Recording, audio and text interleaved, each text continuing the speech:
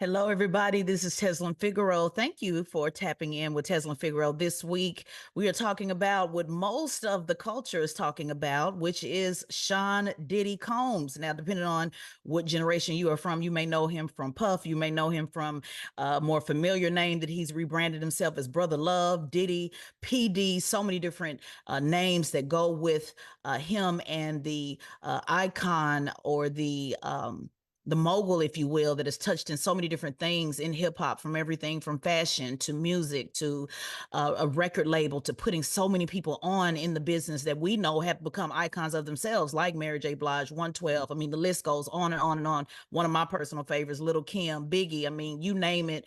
Puff has had one way or the other has really truly shaped the 90s. And I would even probably go as far as saying into the mid 2000s, of his hand and his hand in the music business. And right now, there is a lot going on in the hip hop community, and in particular, as we talk about this downfall, if you will, or this, what it is. Is it a downfall? Is it an attack? Is it victims coming forward? All of those things that some folks are unpacking. A lot of people are unpacking on the internet. And then there's some of us that are looking at it from a different perspective. I will say myself, of having interaction with Puff. I have Tez on 10 on Revolt, and that was a news network, or a network that Diddy created, that was took a lot of pride in having a black owned network where black folks were in charge of everything, from the type of programming to the editors, the president, everything involved. And I've had a show there, and I've been in business with them maybe 4 or 5 years now at this point, and just honestly just did not see this coming. And I'll talk a little bit more about that. But I wanted to bring a guest of mine, a friend of mine, Torraine Walker, who is a journalist. And I thought this was important because right now you're hearing a lot of conversation, and I had Torraine on here before to talk about the gender wars, they call it, the black man perspective versus the black woman perspective. And I can see it going down that road. And so I thought this would be the perfect guest to kind of flush some of this out, to look at it from, a journalist standpoint, a media standpoint, and then just as black men and black women, like, how do we see this? And to be honest about just how this feels. It just doesn't feel good, and why. And so I'm going to do my best to try to flush that out. Thank you for joining me, Torrin.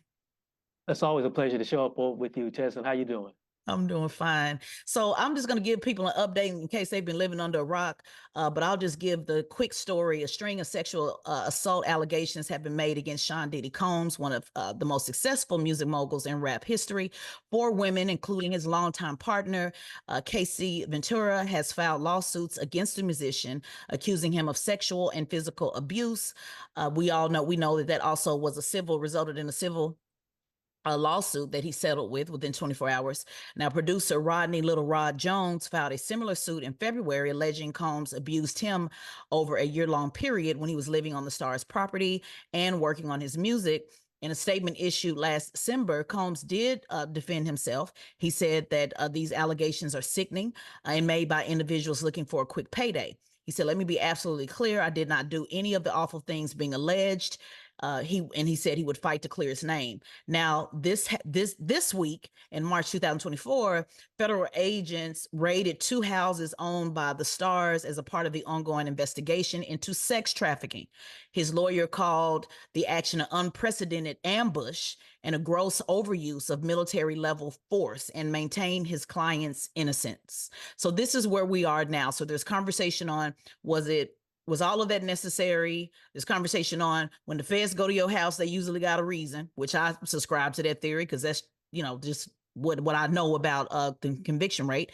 But then there's conversation torn about, is this a show? Are they making an example out of him? So I'm going to be quiet, and I want to hear your point of view on where we are now with this case. Well, I think there's three different dynamics happening with this particular case with Diddy. The first one is the court of public opinion.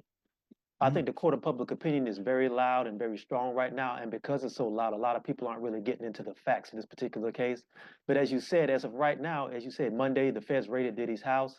in LA and Miami. But as of right now, the only person who's actually been arrested is a gentleman named Brendan Paul, who's been accused of being a drug mule, quote unquote, of bringing drugs in and out of the country and everything. Diddy has not been arrested for anything as of yet. Now, having said that, I think we have to look into the fact that, if we look back over the history of Diddy, there is a long track record of interactions with the law. You know what I mean? All going all the way back to 1991, where he promoted an event at City College in New York that ended up in a stampede and 9 people were killed in that. All the way down to the situation which is still speculation about, Puff and with Diddy and with Big and Tupac, that whole situation. And then Mm-hmm. there's the things that he has been charged with. But all of those situations are just right now, if they haven't been settled, regardless of violence, they've all been allegations or they're lawsuits. We have to look at this particular case on the merits of the case itself. And to be honest with you, just from the outside looking in, it does not look good. But we still have to face the facts that he has not been charged with anything as of yet. But the track record going back to the past, like I said, does not look good and everything. And we have to take all these things into account. Mm-hmm.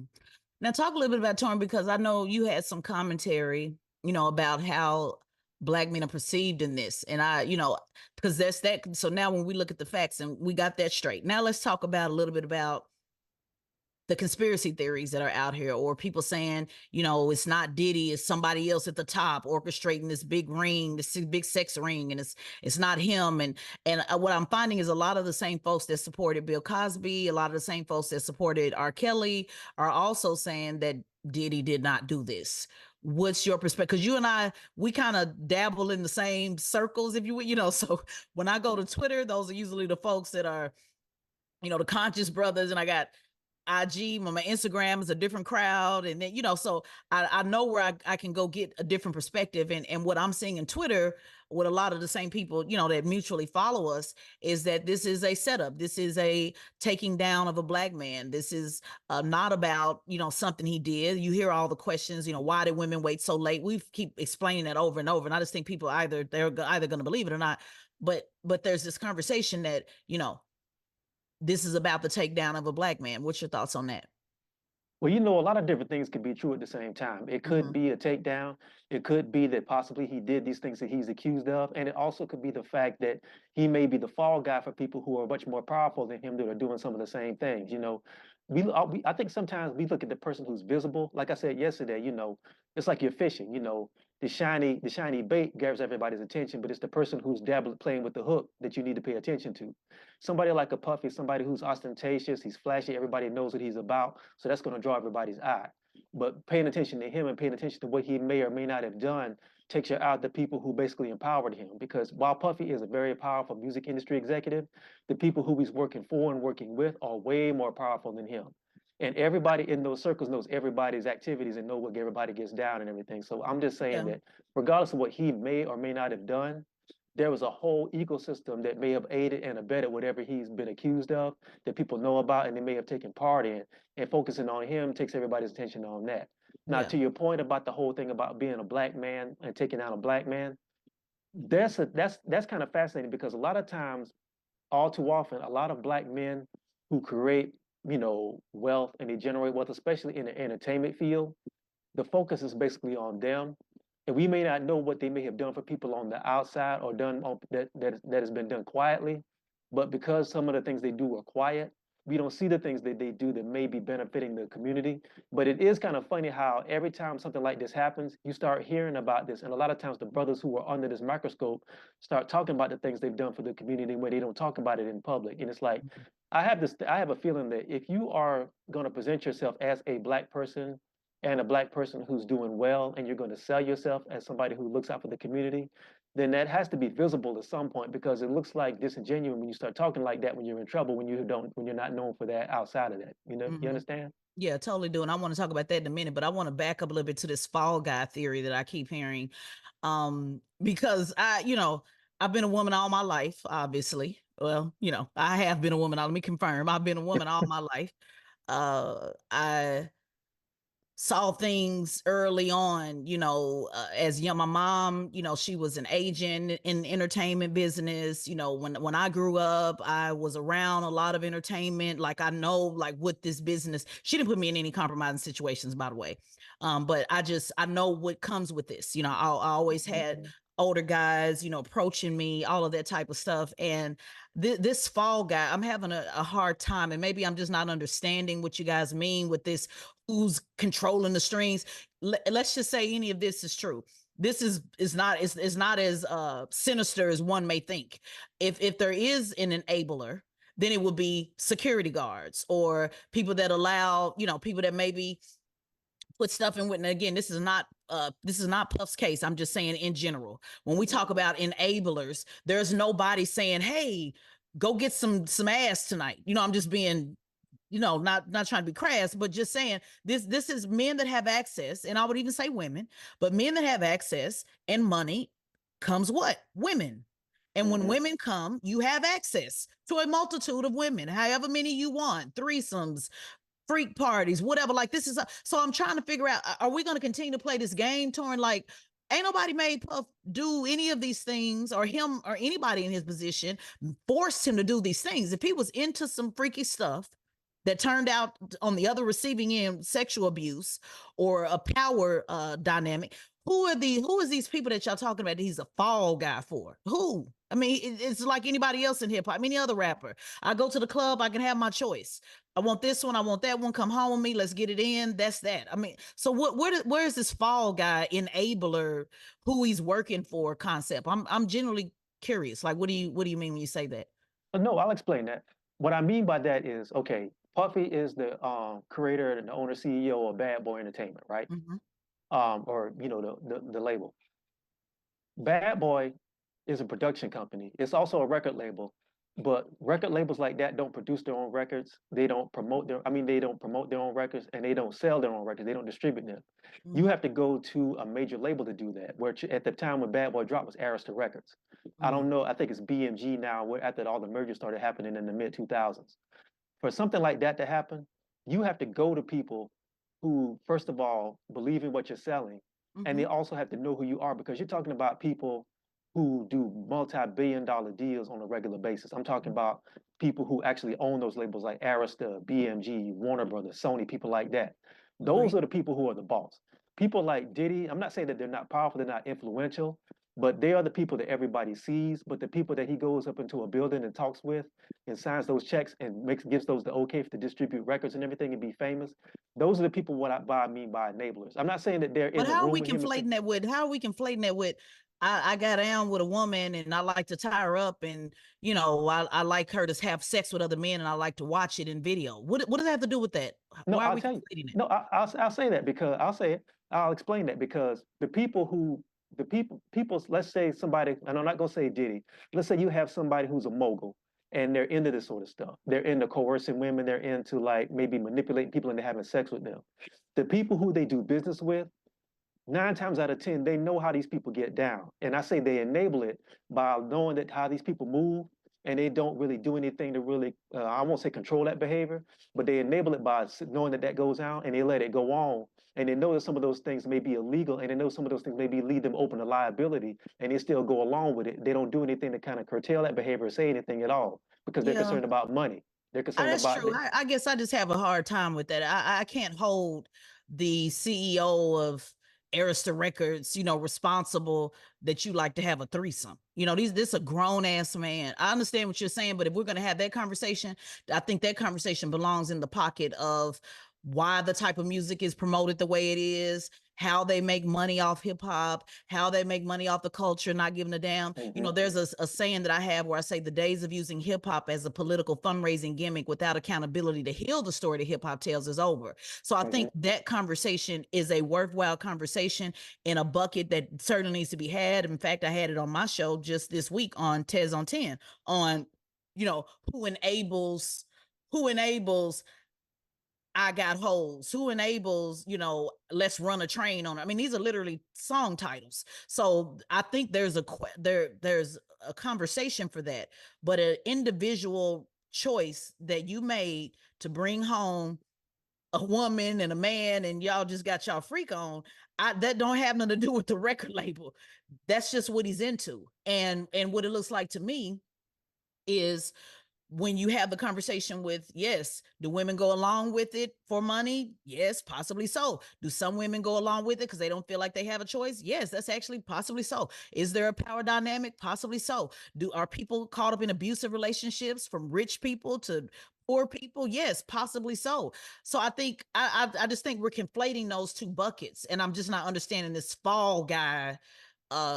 He's the fall guy. If this brother is saying, no, he sexually abused me, this man abused me, he put his hands on me, I just can't hold Clive Davis for I mean, it just seems like a reach to me. I do think it's a valuable conversation, but I don't think it should be conflated.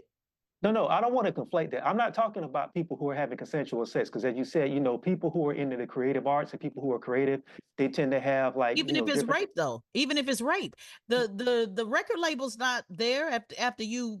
Now, to answer your question, they don't give a damn what you do. You can self-destruct. We are on the same page with that, but Mhm. I don't know if I can hold you liable.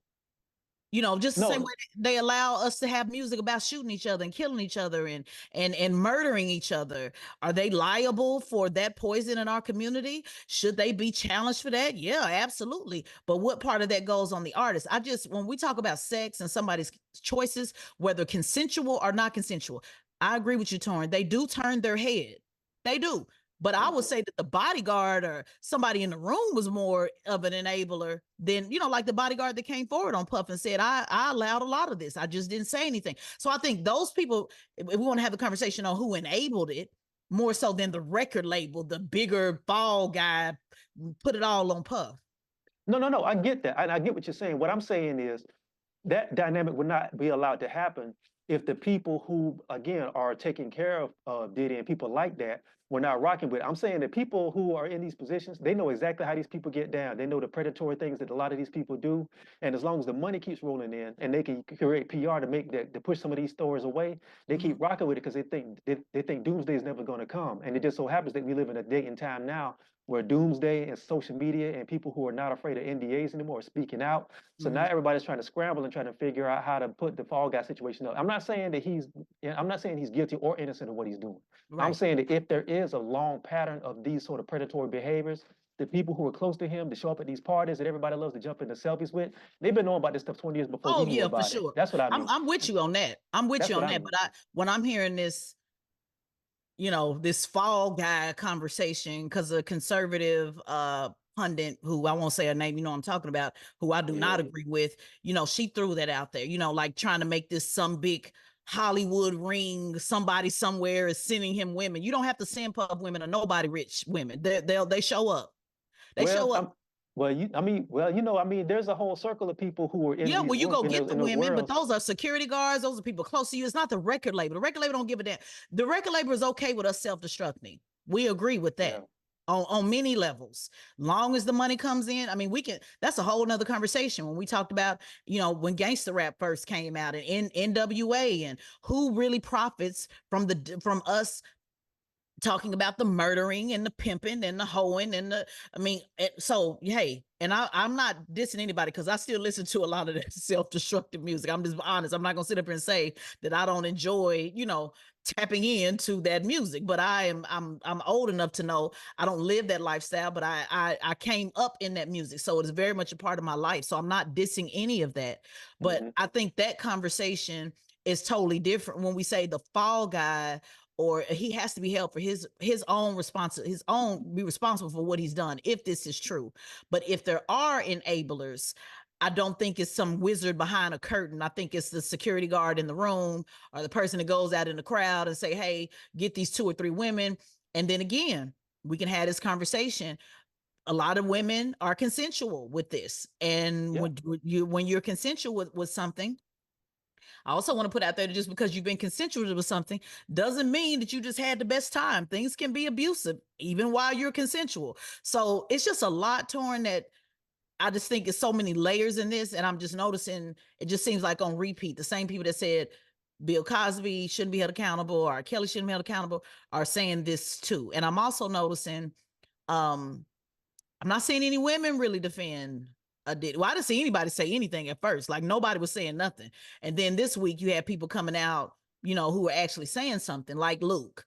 saying, Hmm. hey, this is wrong, XYZ. But then I'm gonna be honest with you, Torraine, like some people are looking like, is Luke really the best representative for this conversation? I love Luke. I talk to him all the time.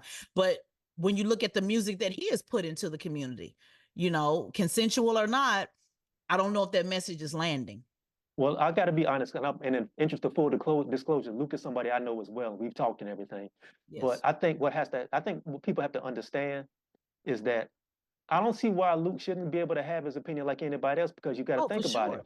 Because you got to think about it. If we're talking about hip hop and court cases, nobody has blazed that trail more than him. Where this man had to go to the Supreme Court for anybody Mm-hmm. to have the right to even say what they want to say, even outside of hip hop. If we're talking about comedy, people don't know how far-reaching that is. But back to the Hey, point, and let though. me let me be clear. If we're talking about freaking, he's the expert on that. So I mean, let's just be honest about it. He said it himself. That's why the documentary for Freaknik. He said he put the freak in Freaknik. So he Yeah. should have the conversation about it. I'm playing devil's advocate on what somebody else would say to say, is he the voice that should be speaking so that others can hear? Oh no, I get it. I You get it. know? No, I absolutely get that. But the point I'm making is, I'm not saying that if this man is guilty of the things he's being accused of, then he needs to be held accountable. Same with Bill Cosby. Same with R. Kelly. I'm Mhm. just saying that there's a whole ecosystem of enabling from the people you mentioned, the bodyguards and everybody else, to the people who hear these stories from the people who are in security and say, "Well, damn, he got caught up with another one, and this girl is in the room crying and everything, screaming. It may be a situation." And they basically, and what happens? We see this on TV. What do we need to do to make this go away? You know what I Right, mean? That's how, right, that's what I right, mean right. by that. For I'm sure. saying there's a I'm saying Okay, I there's got levels you of on that. enablement. You know what I mean? I got you on that. Okay, thank you for clarifying that. So you're kind of saying they may come in on the end of it or a part of it some type of way. Like, for example, if the allegation is true about Casey being beat up in the hotel Hmm. and the tape disappeared, you're saying that could have been an attorney that made that happen, a bodyguard, whatever. And again, this is all allegedly, we don't know this to be true, but you're saying it's not him by himself. I get that. I guess my problem that I'm having with it, Torrent, is the word fall guy, because Yeah. that gives the assumption that there's zero responsibility. It's just like saying, oh, hey, let's point to him because he's shiny. No, if he did those things, he did those things. But I do believe in accessories and other people that enabled. And okay, let's unpack it all. But the word fall guy, I'm having a problem with if he Maybe did that's those things. yeah. Well, maybe that's it. Maybe it's just a turn for guy, like you said, is giving you a problem. My thing is these situations, especially in the entertainment world. Nobody walks into a room and does these things by themselves. Mm-hmm. Even if you go back to the whole situation with like Bill Cosby. Now, whatever he may or may not have done, maybe he gave drugs to some of those women. Maybe Mm-hmm. he did some things with those women that were inappropriate and might have been predatory. But he did, if it went down like that, a lot of that stuff happened, and a lot of his introduction to that stuff was at the Playboy Mansion. And if Mm-hmm. you were at the Playboy Mansion in the 1960s and 1970s, especially in the 1970s when it was the disco era and free love, Mm-hmm. everybody in that building, from the actors to the DJs to everybody in it, was doing the same stuff. It just so happened that he thought he was on the same level with those people. And when the stuff went left, Right. everybody came out and came for him when there was a whole bunch of people who was in that mansion doing a lot of dirt. The Sure, same thing with but this but situation. I guess that doesn't mean that you still didn't do it though, and that's where I guess because Oh, I'm on absolutely. child, I could never tell my mom where everybody else was doing it. Yeah, but what were you doing though? So I hear you, and I Hmm. know why they were chosen. Like we're clear about that. But if you still did it, you did it. And when I look at the definition of fall guy, it says he contends it's a scapegoat. He contends that he is innocent and he was set up as a fall guy. So that term I'm struggling with if he is guilty of these things. And No, I'm I get it. hoping he's not, by the way, because the part that you're talking about in the community and the things that he's done behind the scenes in the movement, a lot of these people and some of these rappers that are laughing and joking and enjoying this downfall, they have not once, invested in the movement in any way. So those of us on the social justice side, behind the scenes, the stuff that he's done, to help advance and move those folks that I brought to training, that Puff took care of that. So a lot of those things that people don't know, that the hundreds of black employees that are at Revolt, to be able to control our own content. So there's a lot that he has done in the community that some of these people laughing have not ever raised their hand to do it and won't be replacing it. So I'm disappointed in that way alone. But at the same time, I still have to be fair and say, let's wait on the details to come out. He has not been charged of a crime at this particular time. Let's understand the difference between a civil suit and a lawsuit. I mean, and a criminal charge. That's very important. That's why I was in the documentary Civil. That a civil is totally different. People settle. It doesn't mean anything, a crime has happened. And let's just all let it play out. What I would say with this is, um, you know, I'm not surprised. It would be great if it went like this for the murder of Black people, because in our spaces, a lot of the same circles we're in, they'll say, "Oh, they just settled so they don't have to do anything criminally," which is wrong. Because that's not how it actually works. Matter of fact, uh, Gene Boatman, the one that was killed, the killed by the police officer in his own house, Hmm. she was found guilty, and after that, they said you can't get a civil settlement at all because she's already been found guilty. So the city wasn't wanting to negotiate at all. Flip that with George Floyd, a settlement was negotiated before the criminal conviction. So the myth of they just settling so they don't have to be held criminal responsibility is totally false. It's a complete fabricated YouTube propaganda lie for those that may not like Attorney Crump or don't like that process. But The a lot reality, of people, a lot of people don't understand too. Every city and every state has their own jurisdiction and their own procedures and everything. A lot of times people see stuff on TV or they just get hearsay and that sort of stuff, and they just run with it without doing any research. right, And also, again, we live in this age where the court of public opinion wants to be like the final court of appeal, and you have to right, go through the process to even get into the discovery and figure out what's really going on. And when you right, have somebody that's high profile, people are going to already automatically come to these things with their preconceived notion. Well, I don't like his music. Well, this dude sucks, or right, he right, did this, right, and I had that and feeling, all the and things all that that. they've heard. And all Hmm. that stuff may be valid in your feelings, but if we got to get to the facts of an actual criminal or civil case, we have to deal with facts and not how you feel about somebody. You know what I That's mean? right. There's That's a lot right. of I'm not a big fan of Diddy's music person, but I'm at the same time we still got to look at the facts of what this particular incident case is, and we have to but the facts of this particular case speak for itself. You know what I That's mean? right. And Everybody's talking. That's right. And just to piggyback on what I was saying, yeah, it's different jurisdictions, but it's still at the end of the day, when you file criminal charges, the DA has to do that. The government has to do that. It has nothing to do with the civil side. And I get tired of that lie being put out there over and over. But yet when these cases happen, everybody seems to understand the difference between civil and the difference between criminal. So my point that I want to make sure that I put out there, because again, I know we're in a lot of the same spaces, is there's no such thing as getting a civil case and then nothing criminal happening. No, we with George Floyd, a civil judgment was given, and then the murderer was found guilty of murder. Now, that is exactly how it's supposed to go. You should get a civil victory, civil justice, and criminal justice. Now, what I'm finding interesting about this is Casey got her civil justice with her settlement, and a lot of people thought it was over with. No, the government can always, if they believe that there was anything that was done criminally wrong, and they can take it on themselves to press charges. They don't need your permission. So this is an example of how it should go. This is the point I want to make to everybody that follows me. This is how it should go when people shoot us in our back. It should go that you're able to still get your civil judgment, because that's justice as well. That's a civil. You injured me and my family, and this is the monetary value of what you took away from me. And then the state, the DA, should then prosecute that murderer. And so that's what you're seeing, and that's what you saw with R. Kelly, and that's what you. I don't know. I don't know if I'm not that familiar with Bill Cosby. I don't know if he did the civil first or not, but that's what I want people to know.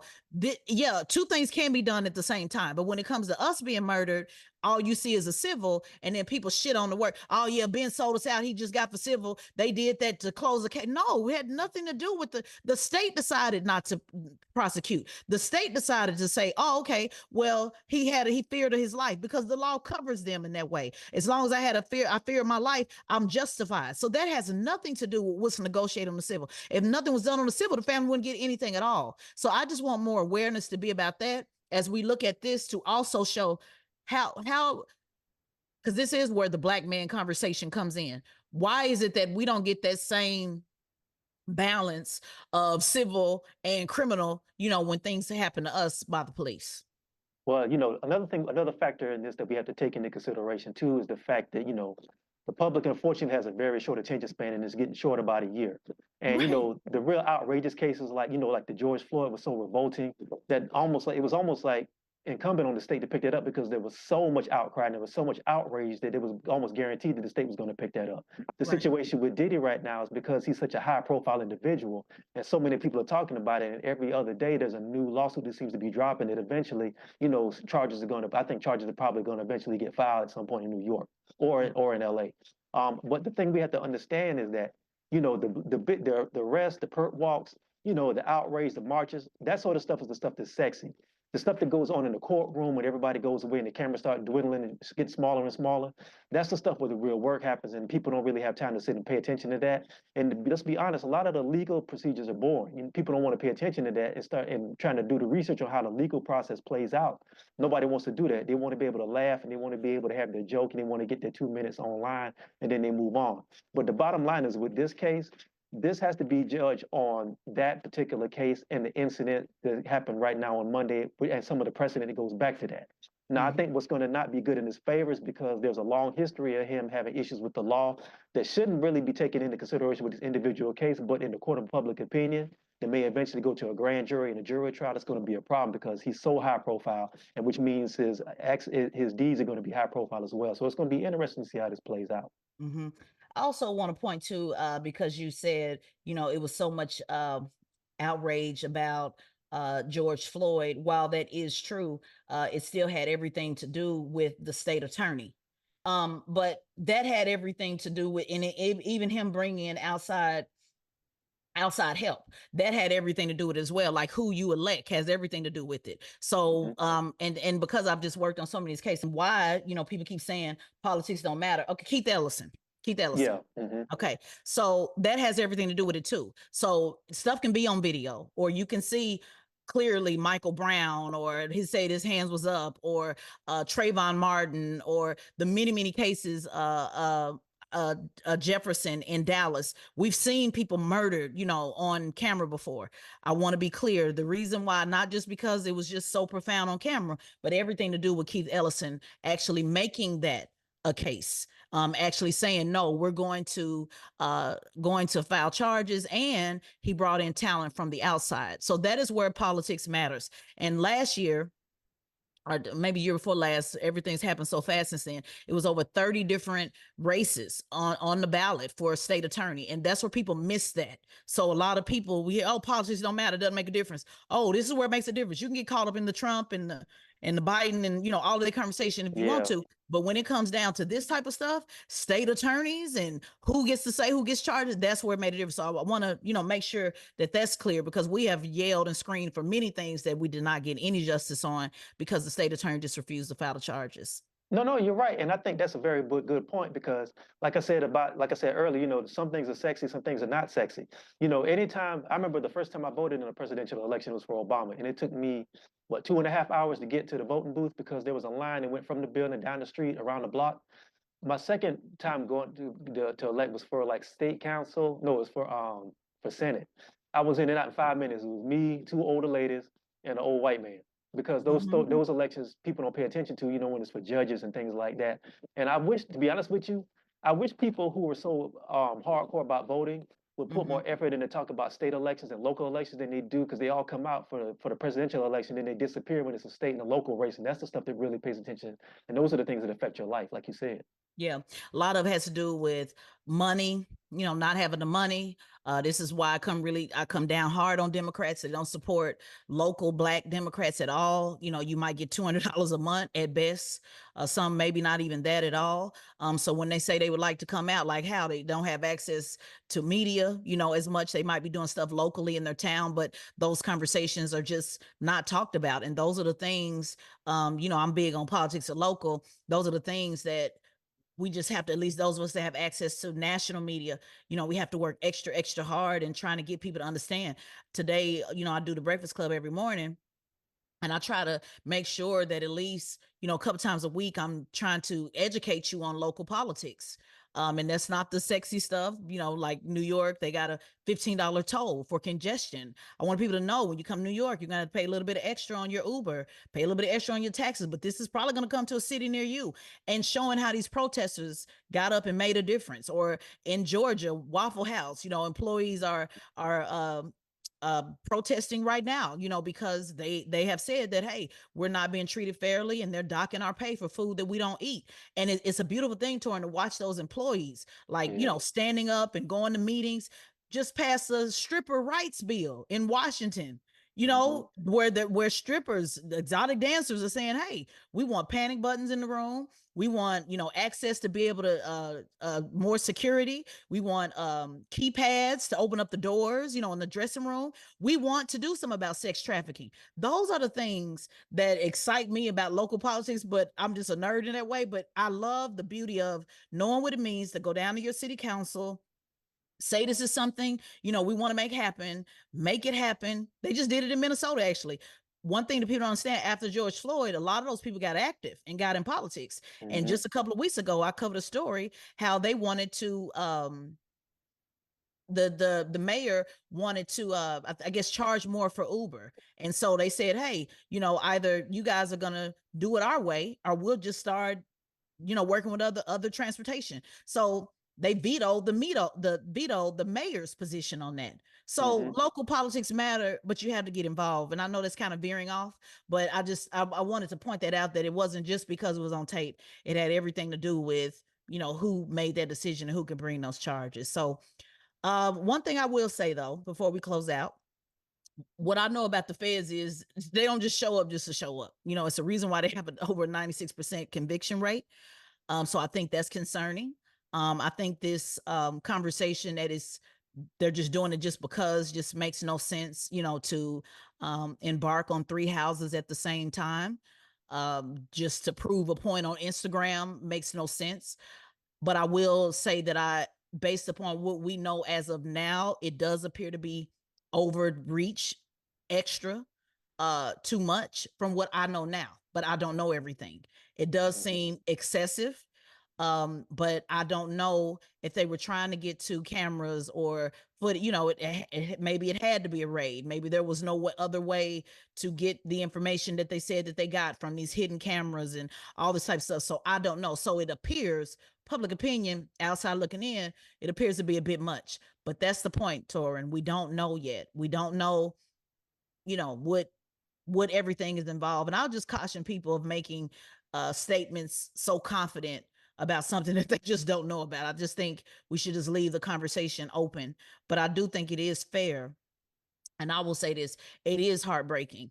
If he did these things, it's heartbreaking to me, for the victims, and it's heartbreaking to see, not about him losing his money. A lot of people say that, I just hate that he's another billionaire taking it. It's not the money that I'm looking at. It's just heartbreaking to lose somebody that was so impressionable in my life growing up. You Yeah. In the 90s, you can't really play any hit record that Puff did not connect to. Like, there's stories that go with that. There's memories that go with that. And to watch an icon like, just like, I'll never hear it the same. Whether you agree with R. Kelly or don't agree with R. Kelly, hearing his music, you're gonna still think about the trial. Like, it's just forever stained. No, And no, that's sad. you're absolutely right. But here's the thing, though. Like I said earlier, I'm not going to use the term fall guy. But what I am going to say is things like that only happen, and you only swim in the element that you're allowed to swim in. You know what I mean? I'm just saying, somebody like that and the situation that he's in right now is part of a whole ecosystem again, and part of a whole worldview and a whole network of people who enable that stuff. And they see things like this that go down, and they either turn the other cheek or turn the other way, or they're getting paid from it, so they don't care one way or another till it actually affects them. Like I Mhm. said online a couple of days ago, a lot of these people who you saw in these pictures, taking pictures and jumping over each other to get selfies and do all this, they're finna melt away like the snow because the heat is coming in and black vans is coming in. Nobody wants to That's be right. around. That's right. But do you still hold, if he did those things, you still hold him responsible? Nobody Yo, forced absolutely. you to have Nobody's, sex. yeah, no, Yeah. I'm not gonna, if he did the things that they say he did, then he needs to be dealt with and be held responsible for that. I'm just saying that there's people who've been knowing about this way before we did, decades beforehand, and they let it go on because they were getting paid from it. So That's everybody right. needs to be held That's accountable, true. not just And him. yeah, and I also think the situation with Cassie, that's a domestic thing too, and there's so much that goes with that. Like, she wasn't just, a girl after the club or after the concert, and so because they actually had a relationship, that's a lot to unpack because we none of us were in that relationship. You know what I mean? So doesn't mean if he did everything she said he did, he's wrong. Again, I don't know. This is all alleged, but I do know that that's just like, you talk about a relationship. Every relationship I've had, I've been in over 10 years. So my 10-year relationship, if you were to unpack that versus somebody I met, and just had a thing with or whatever, that's totally different. Like 10 years, I can go through we did a whole lot to each other, that wasn't always agreeable. Not to that level, just to be clear, but I'm just saying they were in a domestic full relationship. And so I think that's a different lens opposed to like the Bill Cosby thing, with women that just he was casually with. Yeah. So Also the fact, like I said earlier, there's also the fact that, these are people who are in the entertainment world and in the creative world, and how they get down in their particular relationships may be totally different than how other oh, people for may get sure. down. They may, people who are in that world be off into a lot of different stuff that may be No like, doubt. whoa, if you're from the outside, but that's normally how they move. So, you have to look at it that way too, because you know how entertainment is. Oh It's yeah, no people who doubt. are, I tell you people know, all the time, hey, it's people, that's what I'm saying. But that's it's, why I'm also saying, it's people who create, it's like people let's who get, stop with this fall guy because that's people who where I'm get creative in all kind of ways. You know what I mean? right. So I And mean, that it's and the mindset, and that's why I'm having a hard time with this fall guy because I know what they do in that world. Ain't nobody no fall guy. He did what he did. And some people liked it and some people didn't. And let me say this, there's some people who probably just want to come after a check. And there's some people who might really have some trauma associated with that and didn't know what to deal with. I think more than one thing can be true at the same time. But all I know is this fog that somebody made you. No, you powerful and you got ego and you got money and you can have what you want when you want it, how you want it. Those are the things that come with it. So let's stop playing. Let's stop playing. He comes out the 90s grimy era. We're crystal clear about what goes on. And to be somebody's lady and woman with a man like that. yeah, Hell, I yeah. can say that about a man around the corner. Like at the end of the day, like there are certain things you gonna go along with. That's just what it is. So Mhm. I'm down to have that conversation. I don't people think people want to have that conversation, but it doesn't mean that there was not some level of abuse or power or fear of your life or any just like in any other abusive relationship in a trailer park somewhere. Oh no, Where they say, absolutely. well, why don't you just leave? Well, I can't. Yeah. Oh no, you're absolutely right. And what I'm saying is, you know, there's like I said, there's a whole ecosystem, especially in the music industry, that everybody in those circles knows everybody's, proclivities and how they get down and stuff. And as long as your artist and as long as your business partner keeps bringing in the money, even though you know he might go outside some girl here or not, you know what I mean? You may get a phone call 4 in the morning or somebody screaming and crying for you to come clean up something like Olivia Pope. I'm just saying that Mhm. people know about this stuff, and that's what I mean by enabling it. Instead of having a conversation about stop doing that, or we gonna hold But up do this you think friend. nobody's ever had a conversation though? Like, would it be fair to say that nobody? It would be hard for me to believe that nobody's ever had a conversation. I No, think people are we that ego. They ain't no conversation. They're gonna do what they want to yeah, do. what I'm saying, we don't. That's the thing. We don't know, but I do know if you're a business person, you're not going to do anything that's going to jeopardize your money train keep rolling in Oh, and for stuff. sure. But the That's what I business, mean. I'm exiting out the business person because I hear what you're saying, like, yeah, coming in the middle of the night and helping, but I'm really removing them from it. I'm just talking about the bodyguard, the homies, the people that are around. It's one thing if you know when you say it ain't my business, that's not a criminal charge. If it Mhm. is, I know and I helped you clean up and I destroyed evidence and all, that's a whole different thing. Some people, Torrin, our culture is mind your business that pays you. So I don't know if that's being a fall guy because somebody was minding their business. Would have been nice for them to say something, yes, would have been, but it wasn't their business. That wasn't they can't make this grown man do something different. No, And and so, again, so I yeah, think that's putting too much ownership on somebody that did not commit the crime. no, no, no, no. Here's the point. The point I'm trying to make is this. I'm not saying that they are responsible for another grown man's actions. I'm saying that if this is somebody that you're partnering with, you either have influence or you don't. And if they feel like their money is going to be stopped by them saying that Yes. somebody should do something, that's going to be issue. And I'm talking about people who are on the low level, quote unquote, like the bodyguards and the people who drive and the drivers who may see stuff. And I'm Mm-hmm. also talking about the people who sit behind this. I'm talking about the white men in suits and ties who welcome That's him right. into the building and sign these contracts. Everybody is enabling that from both sides of it, is my point. That's right. I just think it's levels to it though, because if I'm the person with the suit sitting behind the desk, I wasn't with you last night, so I don't know what you did. So if somebody came and told me, hey, that's how you get out. Oh, okay, whatever. That's very much the norm in that industry. So Exactly. I do think there's levels to enabling. You know, if I know you're an alcoholic, I just know you're an alcoholic. But then if I'm going buying alcohol and I'm sitting down having a drink with you, and I know this is not good for you, and I'm not setting any boundary. It's levels to this Yeah, enabling. yeah. And that's There's all I'm complicity. saying. This all around. There's complicity all around. That's what I'm Yeah. saying. You know. But ultimately, it falls on the alcoholic to not go get the help that they need. That's where it ultimately falls on, you know. Absolutely. And like you said, more than one thing can be true. We know any opportunity to drag black men all over the media as the bad guy, the boogeyman. You know, I'm all with that. I know that. Sometimes he is the boogeyman, sometimes he's not. But before he even gets an opportunity to prove it, the court of public opinion usually says that he is, and that is what we do in social justice. No matter who it is, rich like Diddy or poor like George Floyd, people have an opportunity or should have an opportunity to be found, should be innocent before proven guilty. And Exactly. that is the thread, hopefully, that we can continue to thread, you know, and have this conversation. Because right now it's just a lot of people just talking and making stuff up, but the common denominator should be just like when Candace Owens saying, "Oh, he was just a druggie." Well, I have love for my brother, whether he was suffering from drugs and alcohol to the top of the billionaire. I'm not making excuses for Puff because he's been a partner of mine at Revolt. You know, not person. He's always kind to me. Not making excuses because of that. If he did that, he need to be held accountable. But right now, we don't have any criminal charges. So if the feds are going to do something, then do it, and then let's proceed on. But Yeah, he and deserves an opportunity to tell his side of the story, just like George Floyd had an opportunity, should have had the same freedom to say, "Why are you arresting me?" yeah, You know, and the without sad thing, being murdered.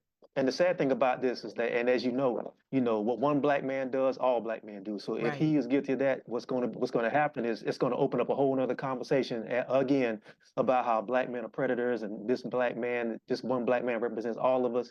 Instead of keeping the focus on one individual and their individual actions, like this country does with everybody else, Mm-hmm. one black man who may be guilty of wrongdoing means we all guilty of wrongdoing, and that's part of my issues. And I can already see some of that conversation beginning to swirl, and I Mm-hmm. hopefully somebody gets in front of it and stops it, because we have to be able to judge an individual on their individual behavior and not say that one does it for all, same way we do everybody else.